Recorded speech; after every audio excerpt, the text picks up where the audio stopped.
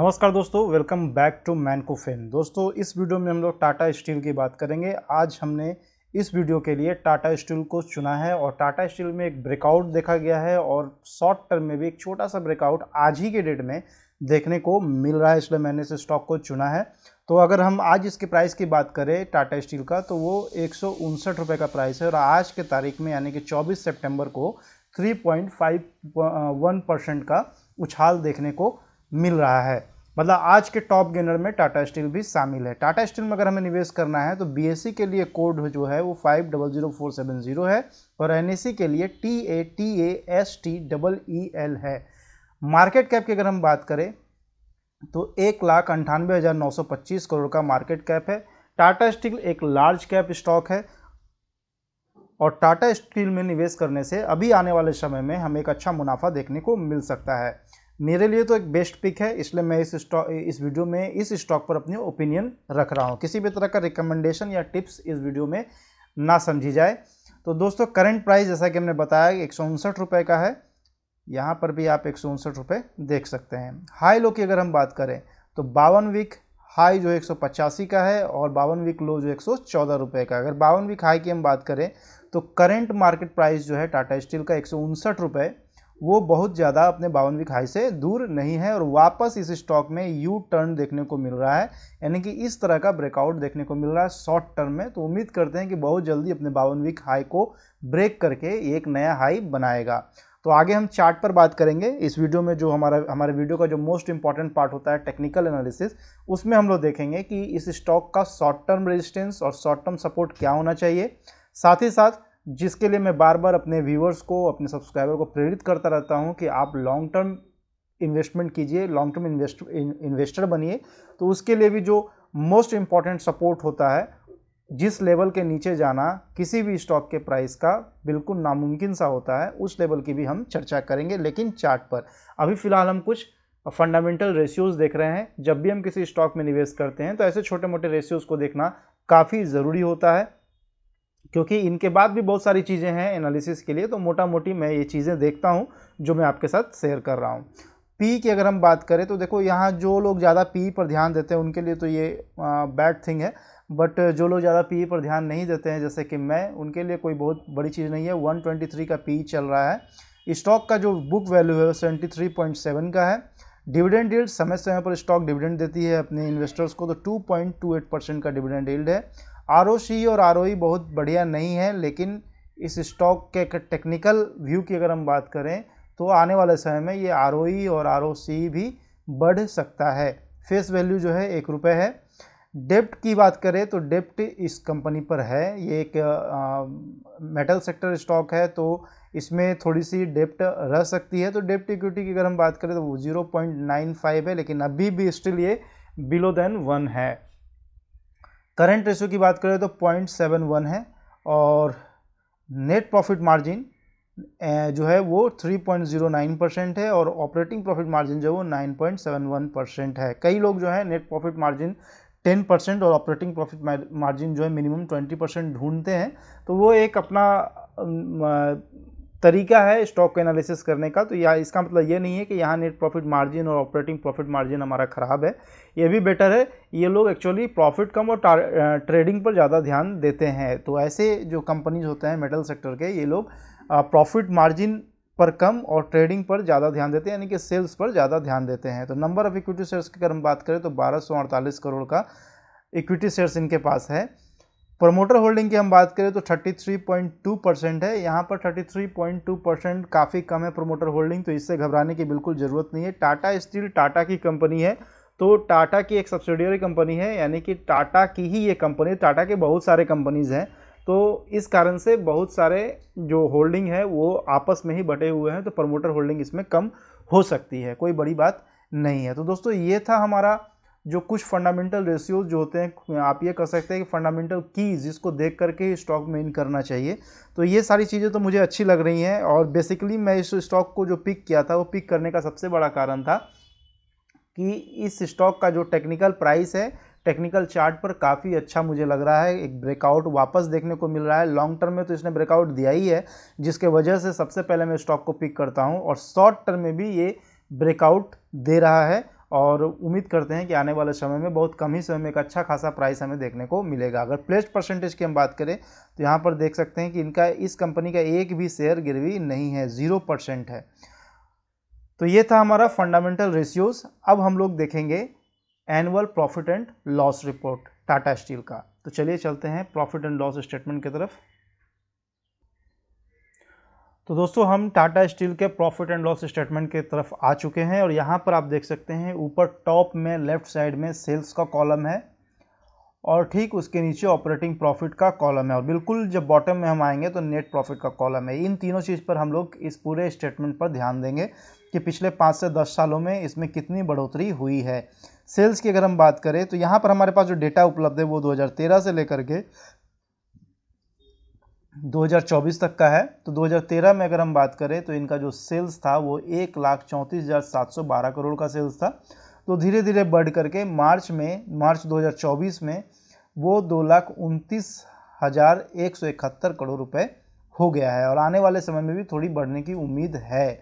तो अगर हम ऑपरेटिंग प्रॉफिट की हम बात करें तो 2013 में 3,965 करोड़ का इनका ऑपरेटिंग प्रॉफिट था जो बढ़ करके 2024 में 22,248 करोड़ हो गया है। तो यहाँ पर हम देख रहे हैं कि जिस तरह से सेल्स में इनका इजाफा हुआ है, करीब करीब डबल हुआ है इनका सेल्स 2013 से लेकर के 2024 तक में, यानी कि पिछले 10 सालों में करीब करीब इनका सेल्स डबल हुआ है। लेकिन वहीं ऑपरेटिव प्रॉफिट मार्जिन की अगर हम बात करें तो वो डबल से भी कहीं ज़्यादा हुआ है, यानी कि हमारा जो एक्सपेंस है उस एक्सपेंस में हमने कटौती किया है। एक्सपेंस को हम लोग बहुत मिनिमाइज रखने की कोशिश की है हमने।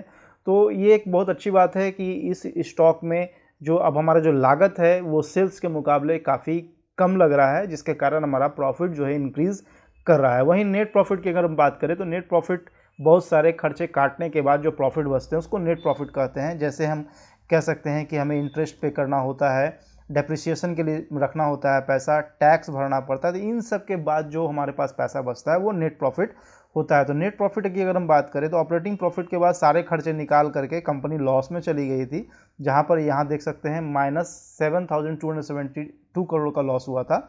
वहीं 2014 में फिर इन्होंने 3,665 करोड़ का फिर प्रॉफिट भी दिखाया है। फिर धीरे धीरे करते करते आप देख सकते हैं 2024 में इन्होंने ऑपरेटिंग प्रॉफिट तो काफ़ी अच्छा बनाया, लेकिन उसके बाद बहुत सारे खर्चे थे इनके जिनको मेकअप करने के बाद ये कंपनी अभी भी लॉस में, ओवरऑल कंपनी लॉस में चल रही है। लेकिन हमारा जो सेल्स है वो आप देख सकते हैं कि लगातार सेल्स जो है इंक्रीज़ कर रहा है हर साल, और इंक्रीज़ करते हुए इसने अपने सेल्स को पिछले 10 सालों में डबल कर दिया है। तो ये था इनका प्रॉफिट लॉस स्टेटमेंट। अब हम लोग यहाँ से सीधा चलेंगे टेक्निकल एनालिसिस पर, यानी कि इसके प्राइस चार्ट पर चलेंगे, वहाँ से जानने की कोशिश करेंगे कि मार्केट में किस तरह से टाटा स्टील की स्टॉक का डिमांड बढ़ रहा है या फिर घट रहा है। ये सारी चीज़ों को जानने की कोशिश करते हैं। तो चलिए चलते हैं सीधा टेक्निकल चार्ट पर। तो दोस्तों हम लोग टाटा स्टील के चार्ट पर आ चुके हैं और आप यहाँ देख सकते हैं टाटा स्टील को मैंने सर्च कर रखा है। टाटा स्टील लिमिटेड का यहाँ नाम भी आप देख सकते हैं। साथ ही जो हमने टाइम फ्रेम लिया है वो डे टाइम फ्रेम है और कैंडल स्टिक चार्ट पैटर्न है। तो यहाँ पर आप देख सकते हैं कि काफ़ी अच्छा इन्होंने एक ट्रेंड को बरकरार रखा था और उसके बाद इस ट्रेंड को इसने थोड़ी देर के लिए ब्रेक किया। ब्रेक करने के बाद वापस इस ट्रेंड के अकॉर्डिंग ये अब धीरे धीरे ऊपर की तरफ बढ़ना शुरू हुआ है। तो दोस्तों ये जो है स्टॉक लॉन्ग टर्म में काफ़ी अच्छा ब्रेकआउट दिया था कुछ महीनों पहले और उसके बाद वापस ऊपर से नीचे आया है, लेकिन इसने अपने सपोर्ट को मेंटेन कर रखा है और सपोर्ट को मेंटेन करते हुए शॉर्ट टर्म में भी आप देख सकते हैं कि काफ़ी अच्छा इसमें हमें ब्रेकआउट देखने को मिल रहा है आज के डेट में। तो जो इनका जो रेजिस्टेंस लेवल था ठीक उसके ऊपर या उसके आसपास ही यहाँ पर इसने ओपनिंग दी है और ओपनिंग देने के बाद बहुत स्ट्रांगली ये स्टॉक जो है आज टॉप गेनर बना हुआ है पूरे मार्केट का। तो यहाँ पर हम देख पा रहे हैं कि टाटा स्टील का जो करंट मार्केट प्राइस है वो 158 रुपये 96 पैसा है और इसका जो करंट रेजिस्टेंस है वो जो है 170 का है, यानी कि 170 रुपये हमें ईजिली देखने को मिल सकता है। लेकिन अगर हम शॉर्ट टर्म की बात करें, सबसे पहले हम शॉर्ट टर्म वालों को बता दें अपनी ओपिनियन कि क्या हो सकता है इस स्टॉक में। तो शॉर्ट टर्म का मतलब देखिए क्या होता है, 3 मंथ्स टू 6 मंथ्स, 3 महीने से 6 महीने के लिए अगर हमें इस स्टॉक में निवेश करना है, यानी कि इस स्टॉक में अपना पैसा लगाना है और हम चाहते हैं कि बहुत जल्दी हमें जो है प्रॉफिट मिल जाए, और प्रॉफिट लेकर के हम घर चले जाएं। तो जल्दीबाजी में हमेशा हमें एक चीज़ का ध्यान रखना चाहिए कि जल्दीबाजी में हमेशा लॉस होता है, तो लॉस ज़्यादा ना हो इसके लिए हमें एक स्टॉप लॉस भी मेंटेन करना चाहिए। तो ये वाला जो कैंडल आप देख रहे हैं इसके लो पर यानी कि इस लेवल पर हम एक स्टॉप लॉस मेंटेन करेंगे, यानी कि ये कह सकते हैं कि हमारा जो स्टॉप लॉस होगा वो 142 का होना चाहिए, और जो हमारा टारगेट होगा यानी कि जो हमारा रेजिस्टेंस आ रहा है, रेजिस्टेंस निकल करके आ रहा है वो 52 वीक हाई जो हमने आपको बताया था उसी के आसपास हमारा टारगेट होगा टाटा स्टील में, जो हमें 3 से 6 महीने में देखने को मिल सकता है। यानी कि हमारा जो टारगेट होगा वो 180 का होगा। तो ये था हमारा शॉर्ट टर्म के लिए नज़रिया। शॉर्ट टर्म में अगर हम इस स्टॉक में एंट्री करते हैं यानी कि करंट मार्केट प्राइस पर हम एंट्री करते हैं तो हमारा टारगेट 180 रुपये का होना चाहिए टाटा स्टील में, और स्टॉप लॉस 142 रुपये का होना चाहिए। ये कोई ज़रूरी नहीं है, लेकिन ये एक मेरा ओपिनियन है, मुझे लगता है कि ऐसा प्राइस देखने को मिल सकता है आने वाले समय में। तो शॉर्ट टर्म के लिए ये था मेरा अपना ओपिनियन। और अब हम मिड टर्म की बात करते हैं, तो मिड टर्म पे चलते हैं। मिड टर्म की हम लोग बात करते हैं कि मिड टर्म में हमारा क्या व्यू होना चाहिए इस स्टॉक में। तो मिड टर्म के लिए जो हमारा टाइम फ्रेम होना चाहिए वो 1 ईयर्स टू 2 ईयर्स का टाइम फ्रेम होना चाहिए। तो 1 ईयर्स से 2 ईयर्स के टाइम फ्रेम में हमें जो टारगेट एज्यूम करके चलना चाहिए, सबसे पहले हम लोग टारगेट की बात कर लेते हैं क्योंकि स्टॉप लॉस करीब करीब सेम ही रहेगा। शॉर्ट टर्म में जो हमने स्टॉप लॉस बताया था वो 142 का बताया था, यहाँ पर हम स्टॉप लॉस लगाएंगे इस लेवल पर, इस लेवल पर हमारा स्टॉप लॉस होगा, मतलब कि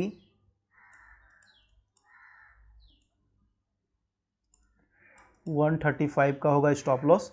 और टारगेट की अगर हम बात करें तो टारगेट सीधा निकल करके आ रहा है 200 का, जो हमें 1 से 2 साल में देखने को मिल सकता है। तो ये था हमारा, यानी कि ये टारगेट मतलब कि एक रेजिस्टेंस है, हो सकता है कि इसके आसपास जाकर के रिटर्न हो जाए या फिर इसको ब्रेक करके और ऊपर चला जाए, 250 का भी हमें प्राइस देखने को मिले। तो ये कोई टारगेट नहीं है, हम इसको स्टॉप लॉस को सपोर्ट और टारगेट को हम रेजिस्टेंस मान करके चलते हैं। तो एक सीधी भाषा में हमने इसे स्टॉप लॉस और टारगेट मान लिया है। एक्चुअल में ये क्या है, टारगेट मतलब कि रेजिस्टेंस और स्टॉप लॉस मतलब सपोर्ट।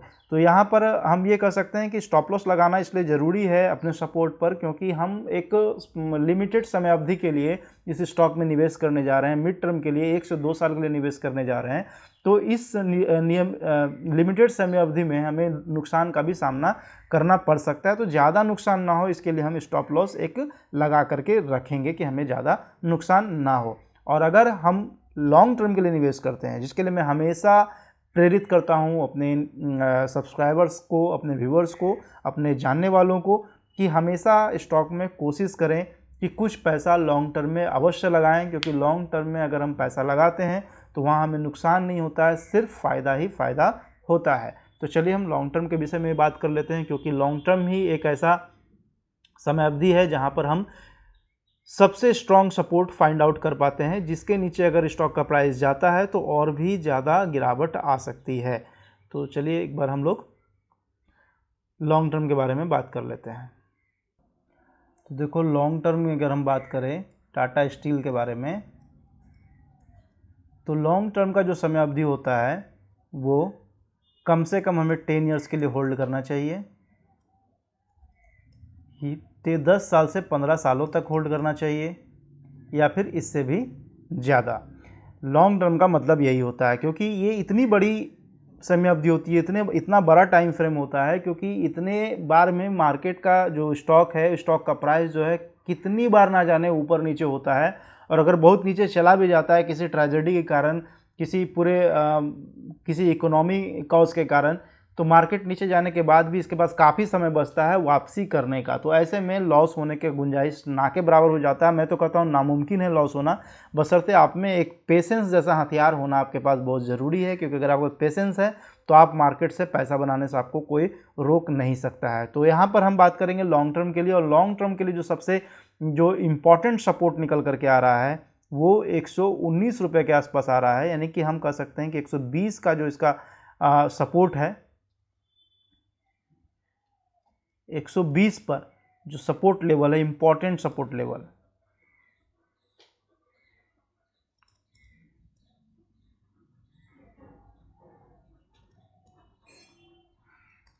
वो 120 का है। अगर इसके नीचे मार्केट जाता है, सॉरी टाटा स्टील का शेयर प्राइस इसके नीचे जाता है तो और भी बड़ी गिरावट आ सकती है। जब तक 120 रुपये के ऊपर टाटा स्टील का प्राइस चल रहा है तब तक इसमें निवेशित रहने में किसी भी तरह का डर या भय नहीं है। और मैं आशा करता हूं कि अगर 120 के नीचे इस स्टॉक का प्राइस नहीं जाता है लंबे समय में, तो इस स्टॉक का प्राइस हमें आने वाले समय में बिल्कुल यहाँ से 3 गुना, 5 गुना, 10 गुना तक का रिटर्न दे सकता है। 3x to 5x to 10x 10 से 15 सालों में हमें देखने को मिल सकता है। यही हमारा टारगेट है। तो लॉन्ग टर्म में जो है हमें हमेशा निवेश करने की कोशिश करनी चाहिए कि लॉन्ग टर्म में ही हम स्टॉक में निवेश करें और एक बड़ा से बड़ा पैसा बनाए। तो ये था लॉन्ग टर्म के लिए कि इंपॉर्टेंट सपोर्ट लेवल 120 रुपये का टाटा स्टील का।